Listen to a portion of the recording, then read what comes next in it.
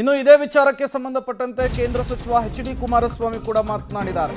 Bengaluru commissioner ಮೇಲೆ ಒತ್ತಡ ಹಾಕಿದ್ದು ಯಾರು ಅಂತ ಹೇಳಿ ಮತ್ತೊಮ್ಮೆ ಪ್ರಶ್ನೆ ಮಾಡಿದ್ದಾರೆ. ಸರ್ಕಾರ ಹೆಸರನ್ನ ಬಹಿರಂಗಪಡಿಸಲಿ ಅಂತ ಹೇಳಿ ಎಚ್.ಡಿ.ಕೆ ಆಗ್ರಹ. ದುರಂತದ ಹೊಣೆಯನ್ನ ಸಿಎಂ ಡಿಸಿಎಂ ಗೃಹ ಸಚಿವರು ಹೊರಬೇಕು. ನೈತಿಕತೆ ಇದ್ರೆ ಸಿಎಂ ಡಿಸಿಎಂ ಗೃಹ ಸಚಿವರು ರಿಸೈನ್ ಅನ್ನ ಮಾಡಲಿ. ತಾವು ತಪ್ಪು ಮಾಡಿ ಅಧಿಕಾರಿಗಳ ಮೇಲೆ ಹಾಕಿದ್ದಾರೆ. ಅಧಿಕಾರಿಗಳ ತಲೆದಂಡ ಮಾಡಿದ್ದು ಸರಿಯಲ್ಲ ಅಂತ ಹೇಳಿ ಖಂಡಿಸಿದ್ದಾರೆ. ಸರ್ಕಾರ ಮಾಡಿರುವಂತಹ ತಪ್ಪಿಗೆ ಅಧಿಕಾರಿಗಳಿಗೆ ಯಾಕೆ ಶಿಕ್ಷೆ ಅಂತ ಕೂಡ ಎಚ್.ಡಿ. ಕುಮಾರಸ್ವಾಮಿಯವರು ವಾಗ್ದಾಳಿಯನ್ನು ನಡೆಸುವ ಮೂಲಕ ರಾಜ್ಯ ಸರ್ಕಾರದ ಮೇಲೆ ಸಾಲು ಸಾಲು ಪ್ರಶ್ನೆಗಳ ಸುರಿಮಳೆಗೈದಿದ್ದಾರೆ. ಮುಖ್ಯಮಂತ್ರಿಗಳೇ ಜವಾಬ್ದಾರಿ ತಗೋಬೇಕಿದೆ.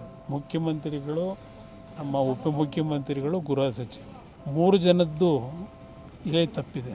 ಏಕಾಏಕಿ ಮಾರನೇ ದಿವಸ 24 ಗಂಟೆ ಒಳಗೆ ಈ ಸನ್ಮಾನ ಮಾಡೋ ಅವಶ್ಯಕತೆ ಹೋಲಿ. ಸನ್ಮಾನ ಮಾಡಿದ್ರಲ್ಲ, ನಾನು ಹೇಳಿದ್ನಲ್ಲ, ಯಾವ ರೀತಿ ಸನ್ಮಾನ ಮಾಡಿದ್ರಿ ನೀವು? ಅವರಿಗೆ, ಆಟಗಾರರಿಗೆ ಬೇಕಾಬಿಟ್ಟು ಮಾಡಿದ್ರಿ. ಅಂಥ ಸನ್ಮಾನ ಅವಶ್ಯಕತೆ ಇತ್ತು?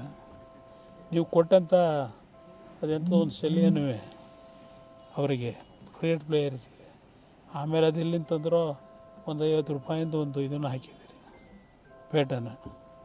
ಅವ್ರು ಬಹುಶಃ ಅದು ಮನೆಗೆ ಎತ್ಕೊಂಡು ಹೋದರೂ, ಇಲ್ಲಿ ಹೋಗ್ಬೇಕಾದ್ರೆ ಅಲ್ಲಿಂದ ಎಲ್ಲ ಹಾಕ್ಬಿಟ್ಟು ಹೋದರೂ ದೇವರೇ ಕಾಪಾಡಬೇಕು. ಈ ಥರ ಸನ್ಮಾನ ಮಾಡಿ ಕಳಿಸಿದ್ದೀರಿ. ಇದಕ್ಕೆ ಈ ತರಾತುರಿ ಸನ್ಮಾನ ಬೇಕಿತ್ತು. ಜವಾಬ್ದಾರಿ ತೊಗೊಂಡು ರಾಜೀನಾಮೆ ಕೊಡಬೇಕಂತ ಆಗ್ರಹ ಮಾಡ್ತೀವಿ. ನೈತಿಕತೆ ಇದ್ದರೆ ಕೊಡಬೇಕು. ನನ್ನ ಅಭಿಪ್ರಾಯದಲ್ಲಿ ಆಗಿರೋದಕ್ಕೆ ಅವರದೇ ತಲೆದಂಡಗಳಾಗಬೇಕು. ಈಗಿನ ಕಾಲದಲ್ಲಿ ನಾವು ರಾಜಕಾರಣಿಗಳು ಬಂಡರು ಅಂತಕ್ಕಂಥದ್ದನ್ನು ಹಲವಾರು ರೀತಿ ತೋರಿಸ್ಕೊಂಡಿದ್ದೇವೆ. ಅದು ಅವರಿಂದ ನಾನು ನಿರೀಕ್ಷೆ ಮಾಡಲಿಕ್ಕಾಗಲ್ಲ. ಬಟ್ ಅದು ನಾವು ವಿರೋಧ ಪಕ್ಷವಾಗಿ ನಮ್ಮ ಡಿಮ್ಯಾಂಡ್ ಏನಿದೆ ಡಿಮ್ಯಾಂಡ್ ಹೇಳಿದ್ದೇವೆ. ಹೆಣದ ಮೇಲೆ ರಾಜಕೀಯ ಮಾಡತಕ್ಕಂಥ ದುರ್ಗತಿ ನಮಗೆ ಬಂದಿಲ್ಲ, ಅದು ಬರೋದೂ ಇಲ್ಲ.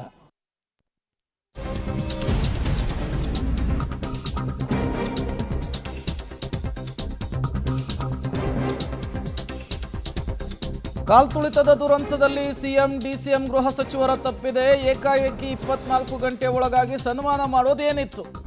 ಸನ್ಮಾನ ಆದರೂ ಸರಿಯಾಗಿ ಮಾಡಿದ್ರ? ಬೇಕಾಬಿಟ್ಟಿ ಸನ್ಮಾನ ಮಾಡಿದ್ರು. ಅಷ್ಟೊಂದು ತರಾತುರಿಯಲ್ಲಿ ಕಾರ್ಯಕ್ರಮ ನಡೆಸುವಂತಹ ಅವಶ್ಯಕತೆ ಏನಿತ್ತು?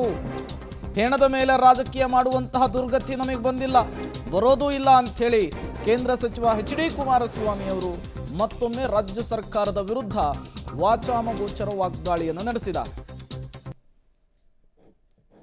ರಾಜ್ಕುಮಾರ್ ಅವರ ಘಟನೆ ಹೇಳಿದ್ನಲ್ಲ, ನಾನೇ ಹೇಳ್ತಾ ಇದ್ದೀನಲ್ಲ. ರಾಜ್ಕುಮಾರ್ ಅವರ ಘಟನೆ ಯಾರು ಬೆಂಗಳೂರು ನಗರದಲ್ಲಿ ಅಶಾಂತಿಯ ವಾತಾವರಣ ಉಂಟು ಮಾಡಲಿಕ್ಕೆ ಪ್ರಯತ್ನ ಪಟ್ಟರು, ಸೀಮೆಣ್ಣೆ ಡಬ್ಬಗಳಲ್ಲಿ ಸೀಮೆಣ್ಣೆ ತಂದು ಪೆಟ್ರೋಲ್ ತಂದು ಅವತ್ತು ಶಾಂತಿಯುತವಾಗಿ ಆಗಬೇಕಾದಂಥ ರಾಜ್ಕುಮಾರ್ ಅವರು ನಾವು ಗೌರವ ಸಲ್ಲಿಸಬೇಕಾದರೆ ನಡ್ಕೊಂಡಂಥ ರೀತಿ ಇದೆಯಲ್ಲ, ಅದರ ಮೇಲೆ ಗೋಲಿಬಾರ್ ಆಯಿತು. ಅದರಲ್ಲಿ ಇಬ್ಬರು ಸತ್ತಿದ್ದು ನಿಜ. ನಾನು ಅದನ್ನು ಓಪನಾಗಿ ನಾನೇ ಹೇಳ್ತಾ ಇದ್ದೀನಲ್ಲ. ಅದಕ್ಕೂ ಇದಕ್ಕೂ ಹೋಲಿಕೆ ಯಾಕೆ ಮಾಡ್ತೀರಿ? ನಾನು ಅವತ್ತು ಮೊದಲನೇ ಬಾರಿ ಅಧಿಕಾರಿಗೆ ಬಂದಿದ್ದೆ. ನಮ್ಮ ರಾಜ್ಯದಲ್ಲಿ ಅಂಥ ಒಬ್ಬ ದೊಡ್ಡ ಮಟ್ಟದ ಗಣ್ಯ ವ್ಯಕ್ತಿ ನಿಧನರಾದಂಥದ್ದು ಅದೇ ಮೊದಲನೇ ಘಟನೆ.